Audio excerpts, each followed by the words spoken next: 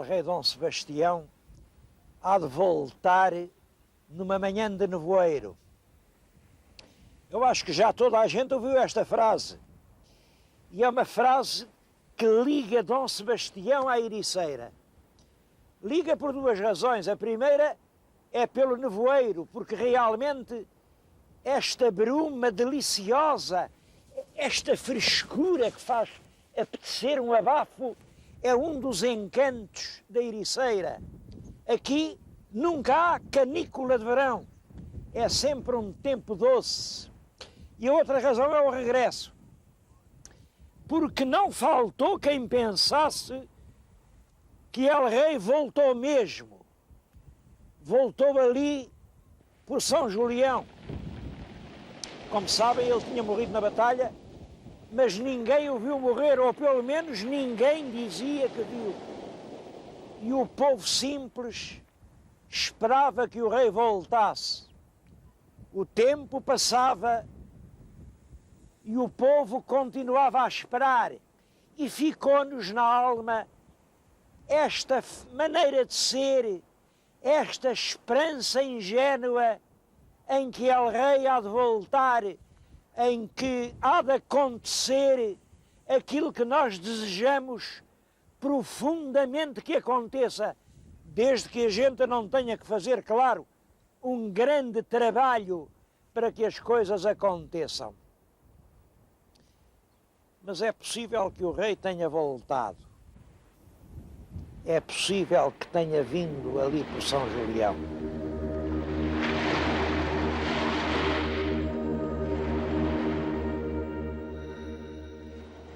Eu vou contar-lhes essa história de Mateus Álvares. No século XVI existia aqui, exatamente aqui, no lugar em que estamos, um pequeno ermitério consagrado a São Julião. São Julião é um santo de marinheiros perdidos, é um santo que ajuda os que andam sobre as águas do mar. Ora bem, em 1585 veio-se meter aqui um rapaz que era açoriano, chamava-se Mateus Álvares, ele vinha do convento de Óbidos, pôs-se aqui neste sítio e ele apenas chorava, lamentava a sua triste vida. El-Rei Dom Sebastião tinha acabado de morrer nos areais de Alcácer Quibir e ele dizia El-Rei, El-Rei, El-Rei, porque não? E nesses seus lamentos as pessoas passavam ao longe, ouviam um jovem que lamentava a tragédia daquela sangrenta batalha, ouviam, mas quem será o jovem que se lamenta? Vieram ver o jovem, davam uns ares de Dom Sebastião e começaram a dizer, ele é o rei, ele é o próprio rei. Rapidamente em todo este oeste da Extremadura, milhares de camponeses reuniram-se aqui, aclamaram-no como rei. Ele nunca disse nem que sim nem que não.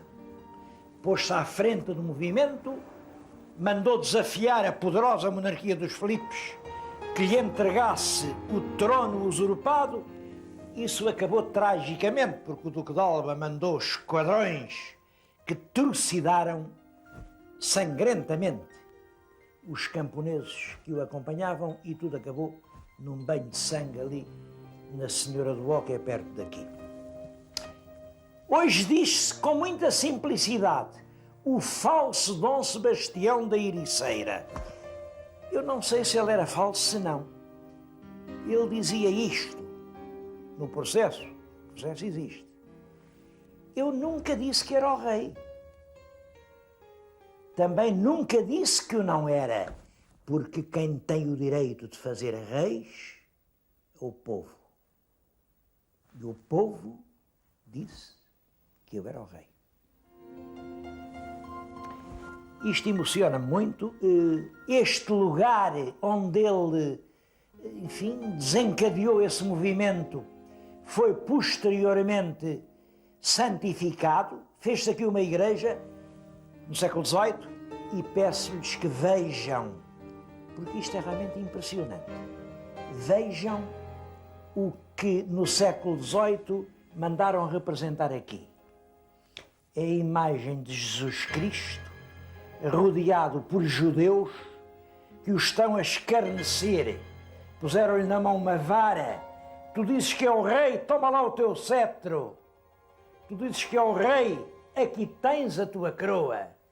E os judeus não acreditam na realeza do verdadeiro Filho de Deus. Isto é para lhes dizer que esta pequena igreja de São Julião é uma das joias do patriotismo português. E acho que é um crime não a conservar.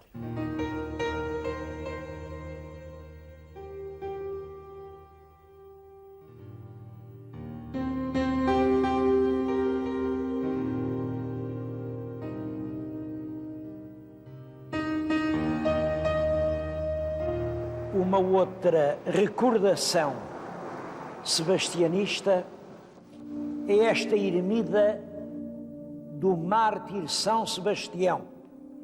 Fica aqui no Largo de São Sebastião, sobre a praia de São Sebastião. Claro que é São Sebastião o mártir, mas a invocação é evidente que era o São Sebastião de Alcácer Quibir. A ermida é uma pequena joia, uma peça hexagonal, está inteiramente revestida de azulejos seiscentistas, do meados do século XVII.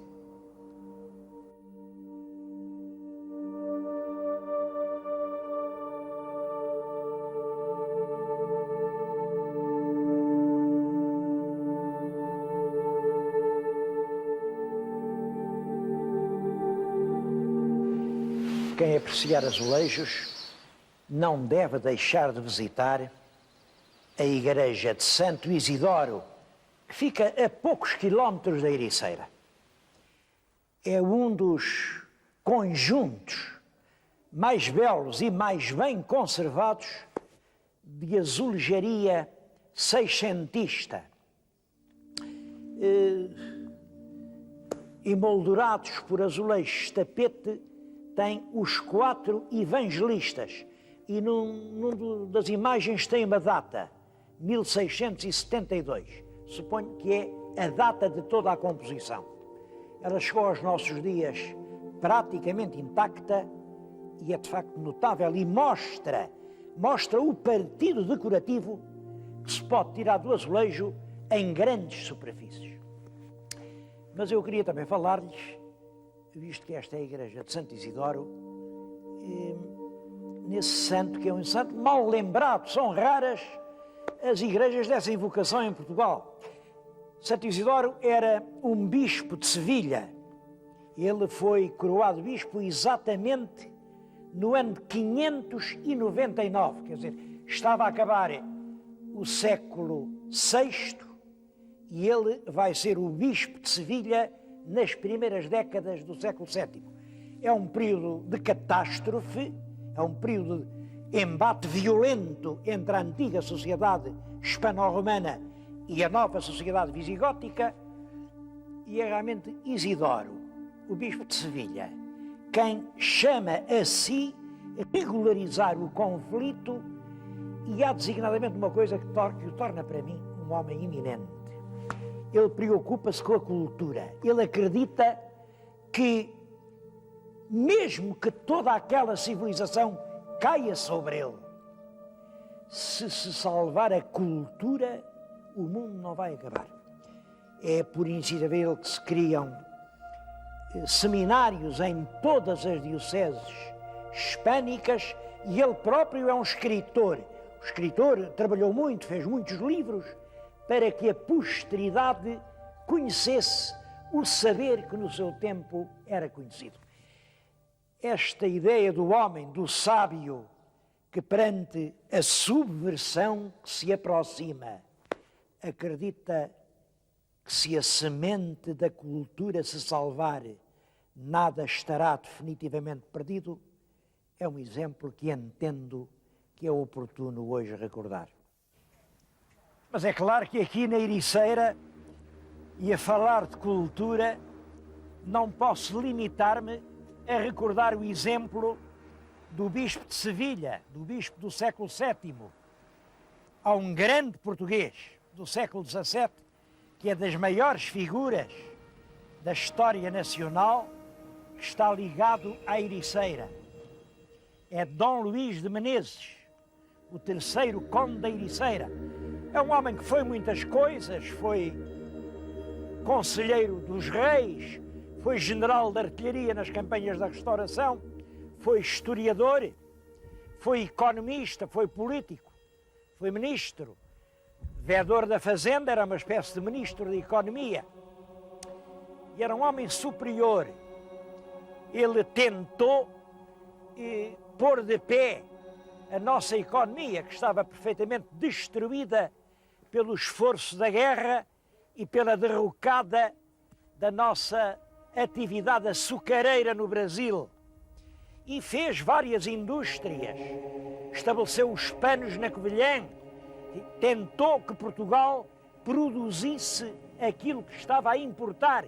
É isso que chamam a política mercantilista do Conde da Ericeira e é por isso que lhe chamam o Colbert português.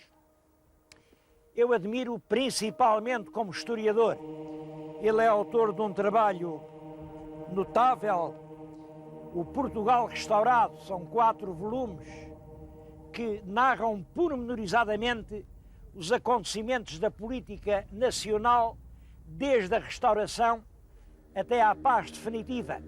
Devo dizer que nesses assuntos ele esteve de um lado. Ele era um partidário acérrimo do Dom Pedro II contra o Afonso VI.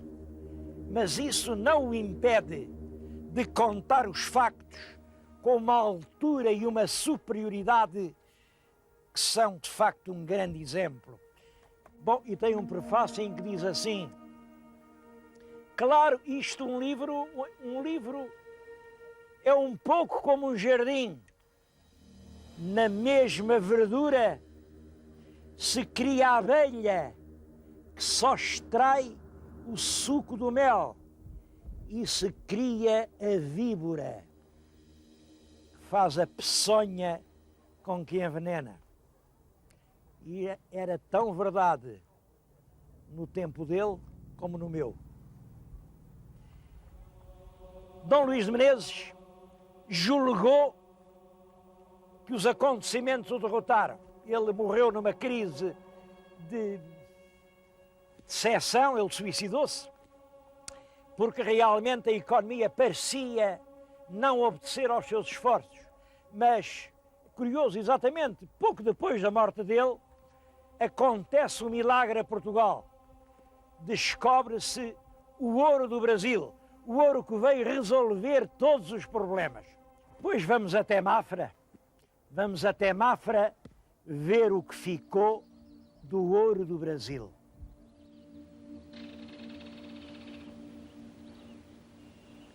Isto é a sala do trono do Palácio Real de Mafra. É, portanto, um excelente cenário para falar do ouro do Brasil. Eu penso que os cálculos mais rigorosos sobre as quantidades de ouro que vieram do Brasil para Portugal no século XVIII são os que foram realizados pelo professor Armando de Castro, da Universidade do Porto. Segundo esses estudos, entre 1699, é o ano do primeiro grande embarque, e 1755, o ano do terremoto, durante esses 57 anos, vieram para Portugal 500 toneladas de ouro. 500 toneladas em 57 anos representam 8,77 toneladas ano. É claro que é muito difícil hoje dizermos a que é que isto equivale, mas há sempre o recurso ao valor do ouro. A cotação do ouro fino em barra é hoje de 2 contos, 150 escudos, aproximadamente o grama.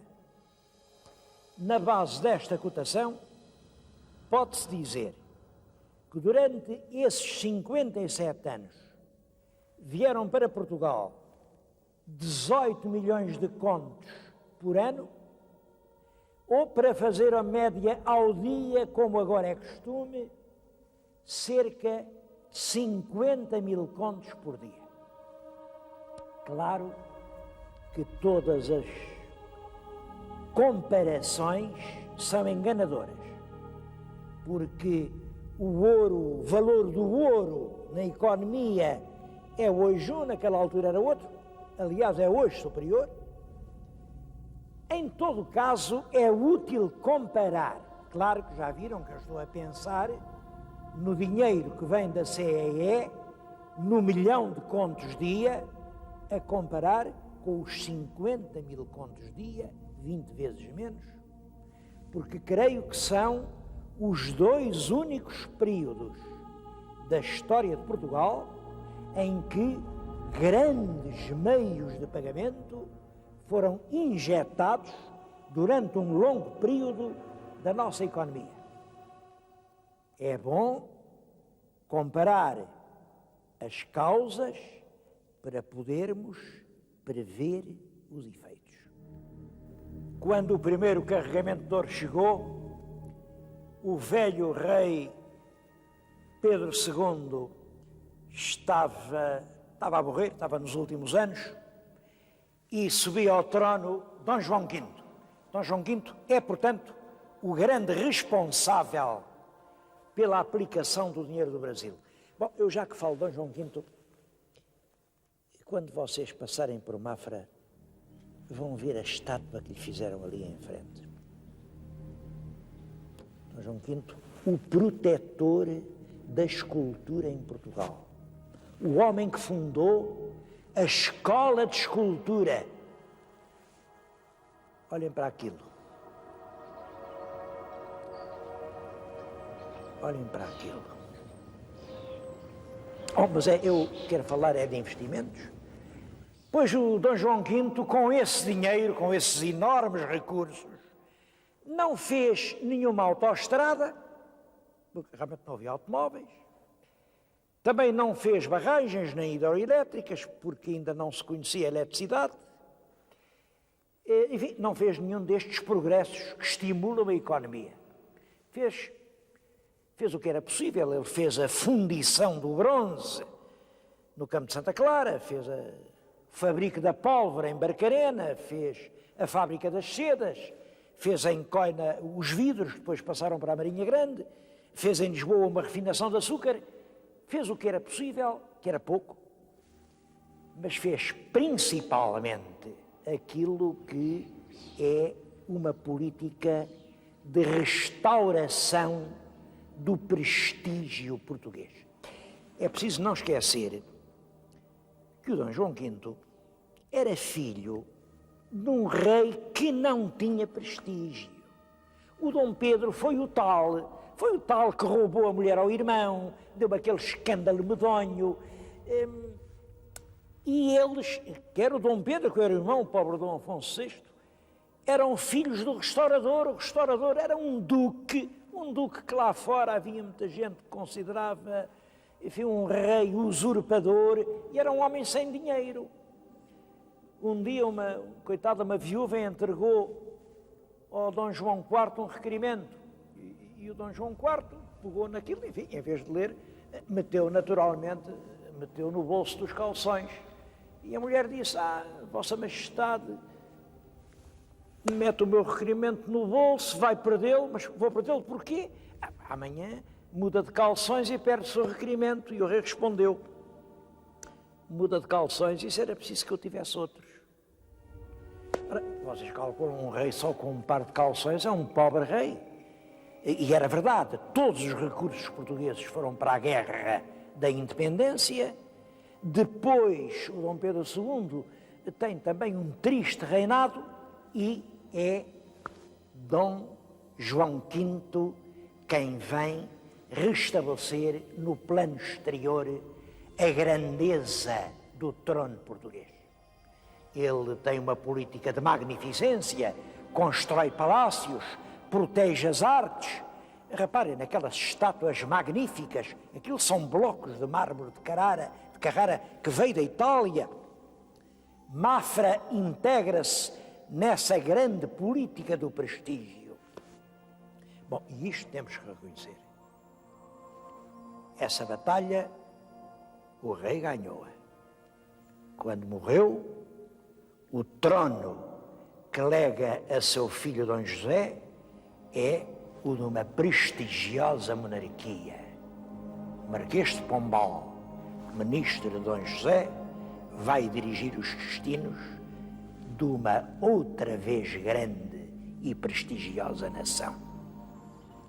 O monumento de Mafra foi inaugurado pelo rei Dom João V no ano de 1737. Bom, isto significa que foi há mais de 250 anos.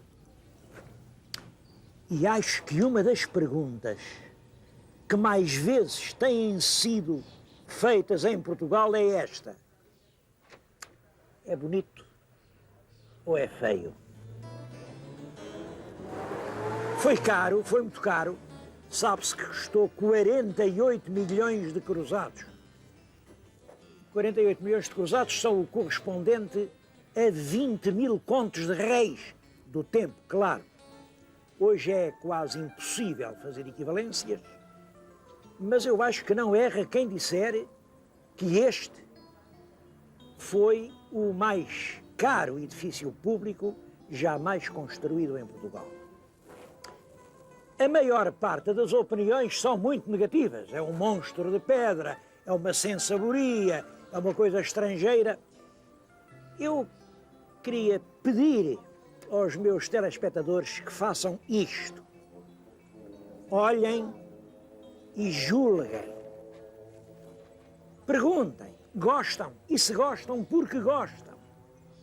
Ele integra-se numa paisagem, integra-se bem, integra-se mal, valoriza, mutila.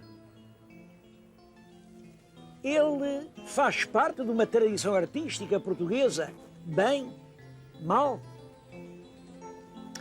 Ele é uma coisa feita aqui na região de Lisboa, está de acordo com os estilos dominantes. Tudo isto são perguntas a fazer. O que acho que é preciso é evitar seguidismos.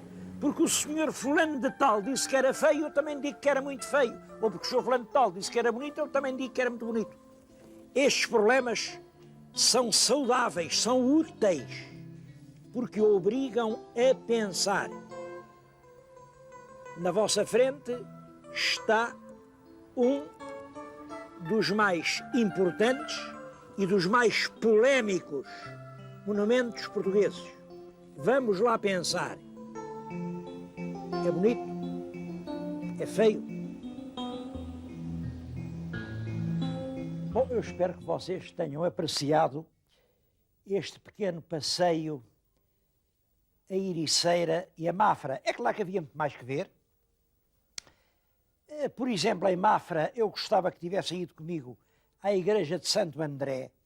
É uma igreja do século XIII e uma igreja que tem uma circunstância muito curiosa.